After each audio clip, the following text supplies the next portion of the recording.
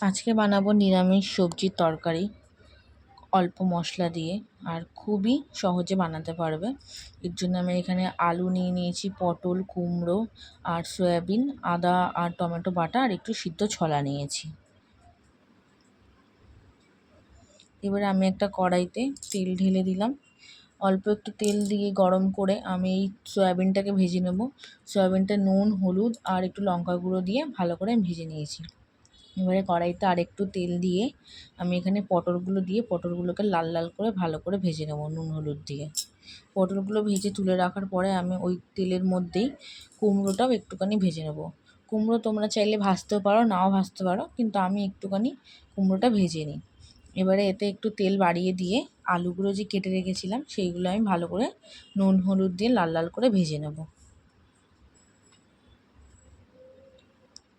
ভালো করে আমি লাল লাল করে ভেজে নিয়েছি। এখানে ভাজা হয়ে গেছে। এবারে আলুগুলো একটু সাইড করে এর মধ্যে আমি তেজপাতা, শুকনো লঙ্কা আর একটু গোটা জিরে দিয়ে দিচ্ছি। আর যে আমি আদা আর টমেটো পেস্টটা করে রেখেছিলাম সেটা দিয়ে দেবো। সেটা দিয়ে ভালো করে নাড়িয়ে নিয়ে এর মধ্যে আমি হলুদ, নুন, জিরে গুঁড়ো, ধনে গুঁড়ো আর একটু কাশ্মীরি লঙ্কার গুঁড়ো দিয়ে এটাকে ভালো করে আমি কষিয়ে নেব। যখনই এটা কষানো হয়ে যাবে, সাইড দিয়ে একটু তেল তেল বেরোবে, তখন বুঝবে যে এটা কষানো হয়ে গেছে। কষানো হয়ে যাওয়ার পরে যেটাতে আমি পেস্টটা বেটে রেখেছিলাম সেটা ধুয়ে একটুখানি অল্প আমি জল দিয়ে দিলাম। এরপরে যে সবজিগুলো ভেজে রেখেছিলাম সব কিছু আমি একসাথে দিয়ে ভালো করে মিক্স করে নেবো।